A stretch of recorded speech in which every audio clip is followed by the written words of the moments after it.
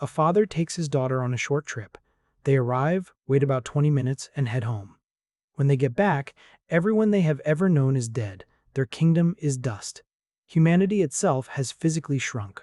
Over 116 million years have passed on Earth while they were gone for what felt like a brief conversation. That is not a science fiction movie.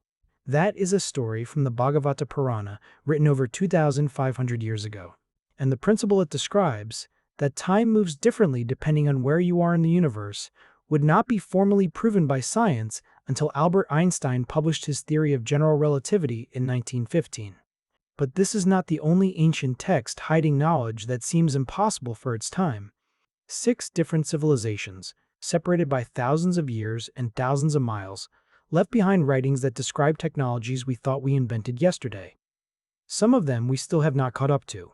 The story begins with a king named Kakudmi, ruler of the prosperous kingdom of Kusastali. His daughter Revati was brilliant, beautiful, and accomplished, and Kakudmi could not find a single man on earth worthy of marrying her. So he did what any devoted father with access to divine travel would do. He took Revati to Brahmaloka, the realm of Brahma, the creator god himself, to ask for advice. When they arrived, Brahma was listening to a musical performance by celestial musicians called the Gandharvas. Being polite guests, the king and his daughter sat and waited for the music to finish.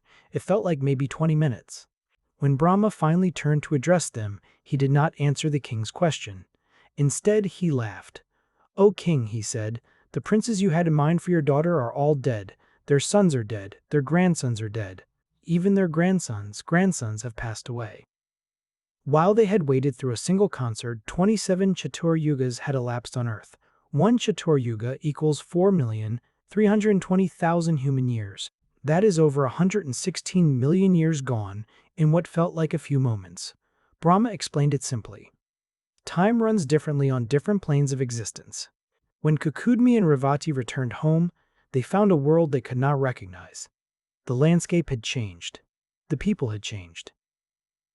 The Bhagavata Purana says humanity had dwindled in stature, reduced in vigor, and enfeebled in intellect. Revati herself towered over the people around her, a literal relic of a more advanced age. Now, here is what makes this remarkable. Einstein's general relativity tells us that time passes slower in stronger gravitational fields. Astronauts on the International Space Station age slightly less than people on Earth. GPS satellites have to correct for time dilation every single day, or they would drift by 10 kilometers. The movie Interstellar dramatized this in 2014, where 1 hour on a planet near a black hole equaled 7 years back home. The Bhagavata Purana described the same concept with specific mathematical ratios over 2,000 years before any of that. Not as a vague metaphor, as a detailed narrative with precise cosmic timescales. And somehow, this is only the beginning. Around the year 1000 BC, a man named Yan Shi requested an audience with King Mu of Zhou, the 5th king of the Chinese Zhou Dynasty. He told the king he had built something extraordinary and would bring it the following day. When Yan Shi returned, he had someone with him. The king asked who this second person was. Yan Shi smiled and said it was not a person, it was his invention. The Liezi, a Taoist philosophical text from roughly the 4th century BC, describes what happened next in remarkable detail. The figure walked with rapid strides, moving its head up and down so naturally that anyone watching would have sworn it was alive. When Yan Shi touched its chin, it began singing, perfectly in tune. When he touched its hand, it started dancing, keeping perfect time. The king was mesmerized. But then the performance took a turn. As the show neared its end, the automaton winked at the king's concubines and made advances toward them. King Mu was furious. He nearly had Yan Shi executed on the spot.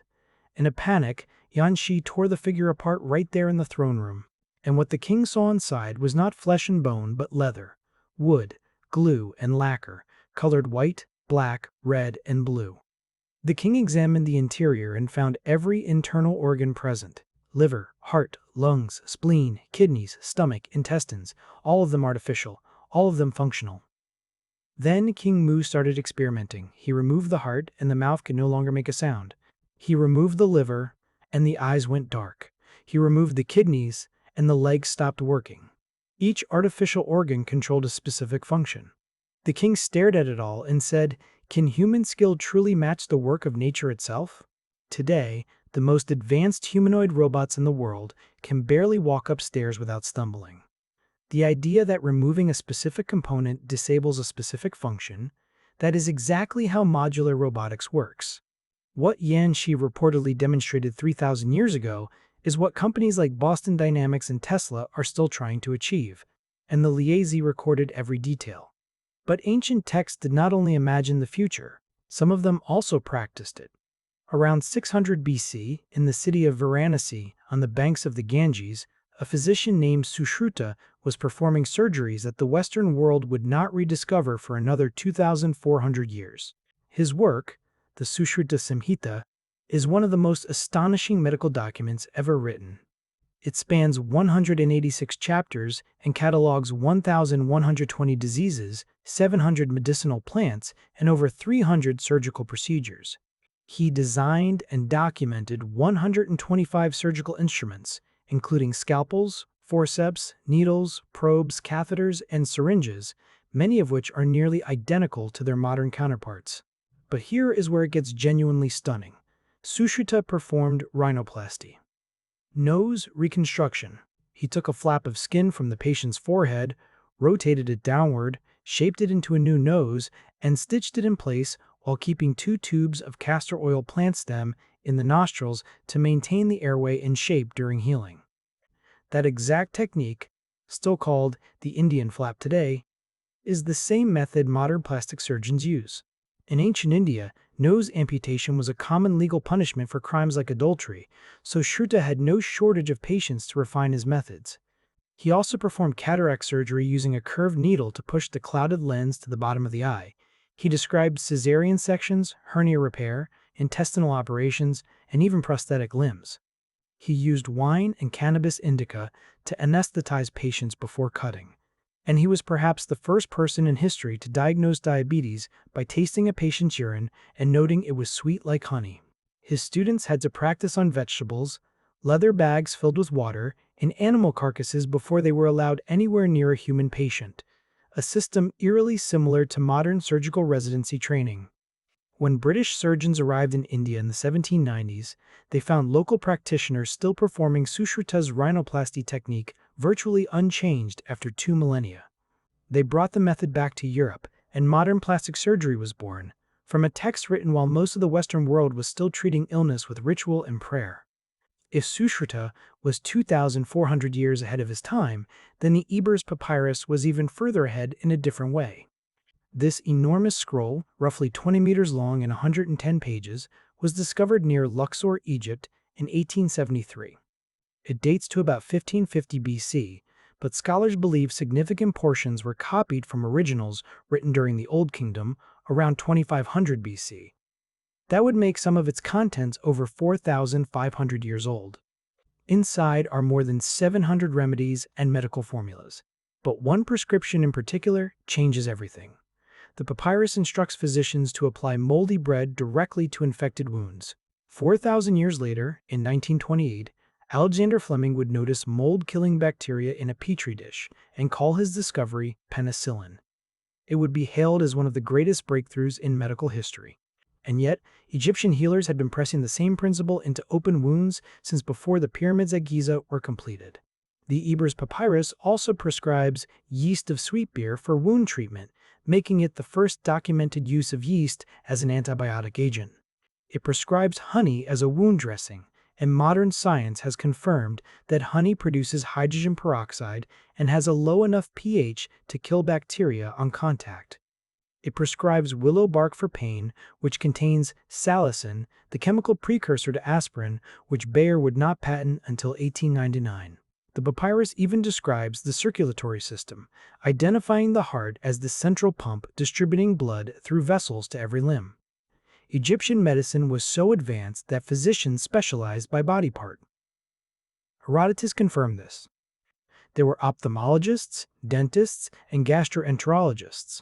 One doctor's tomb proudly displays his title, which roughly translates to Shepherd of the Anus. He was a proctologist, and he was proud of it.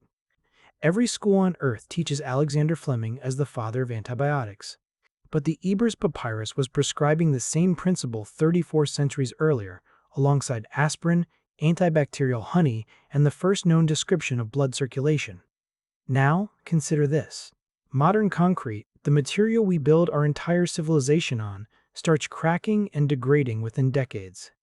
The Romans built concrete structures that have lasted over 2,000 years. The Pantheon in Rome has the largest unreinforced concrete dome in the world, dedicated in 128 AD, and it has never been repaired. Roman aqueducts still carry water.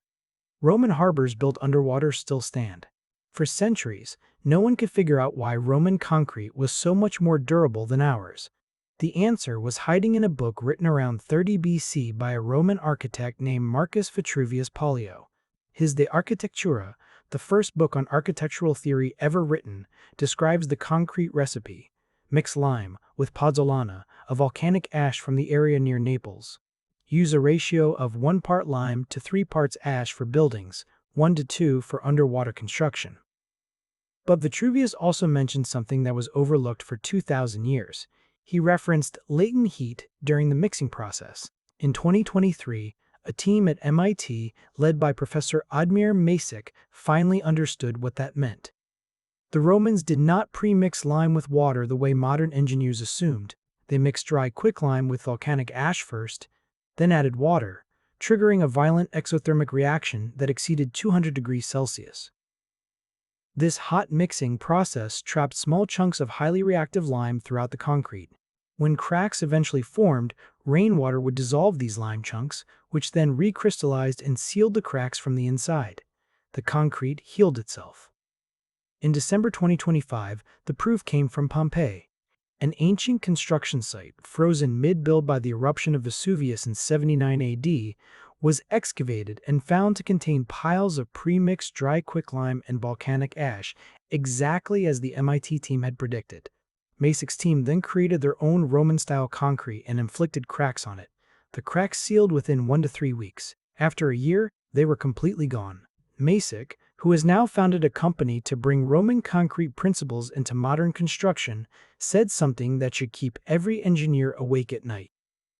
This material can heal itself over thousands of years. It has survived earthquakes and volcanoes. It has endured under the sea. I am not sure how much of our things will be there in 2,000 years from now. A recipe from a book written by a Roman architect 2,050 years ago is now being used to redesign the future of construction, and we almost missed it. But perhaps the most controversial text on this list is also the most detailed. The Vaimanika Shastra, attributed to the ancient sage Maharishi Bharadvaja, describes flying machines called Vimanas across 3,000 verses in 8 chapters. This is not a passing reference to gods riding chariots through the sky. This is an engineering manual. It lists 31 essential parts required for construction. It names 16 types of heat-absorbing alloys with designations like Samala, Morthwicca, and Soundalika, none of which can be identified by modern metallurgy. It describes the propulsion system as a sealed chamber filled with liquid mercury, heated and electromagnetically spun to generate a vortex that produces lift. The 11th century text, Samarangana Sutradhara, puts it plainly. By means of the energy latent in mercury, the driving whirlwind is set in motion, and the traveler sitting inside may travel a great distance in the sky. These include making the craft invisible, making it hover motionless, detecting the direction of approaching enemy aircraft, retrieving images from the interior of enemy planes, and causing enemy crews to lose consciousness. That is, stealth technology, hover capability, radar, surveillance, and electronic warfare, described in a flight manual format complete with pilot training requirements, recommended clothing, and in-flight meal guidelines. The Mahabharata, which dates to at least 500 BC, describes aerial battles between these craft. They fought with each other in the sky, moving with great speed in their celestial chariots, covering each other with showers of arrows and fiery darts. In 1974, engineers at the Indian Institute of Science analyzed the Vaimanika Shastra and concluded the designs as written could not fly.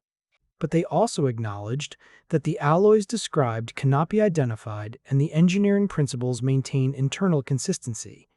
And here is what most people do not know. NASA tested mercury-ion engines in the 1960s and 70s. The concept works. Mercury is ionized, accelerated through electromagnetic fields, and produces thrust. The program was shelved because of mercury's toxicity, not because the physics failed. Whether the Vimonica Shastra preserves genuine lost knowledge, fragments inherited from a forgotten civilization, or simply the most technically elaborate engineering fiction ever composed, one thing is undeniable. The Wright brothers flew for 12 seconds in 1903. This text describes interplanetary travel, stealth systems, pilot certification, and the recommended diet for long-haul flights. Time dilation, humanoid robotics, reconstructive surgery, antibiotics, self-healing concrete, and aerospace engineering, all written centuries or millennia before modern science, discovered them. Maybe these were geniuses working with knowledge systems we have not figured out yet. Maybe they inherited something from a chapter of human history that was erased. Or maybe the human mind has always been far more capable than we are comfortable admitting. What we do know is that the answers are sitting right there, in texts that have been available for thousands of years. We just were not asking the right questions until now. If you made it to the end of this one, you are exactly the kind of person this channel is for. Drop a comment telling me which of these 6 texts surprised you the most, because I genuinely want to know. Hit subscribe if you want to keep digging into this stuff with us, and I will see you in the next one.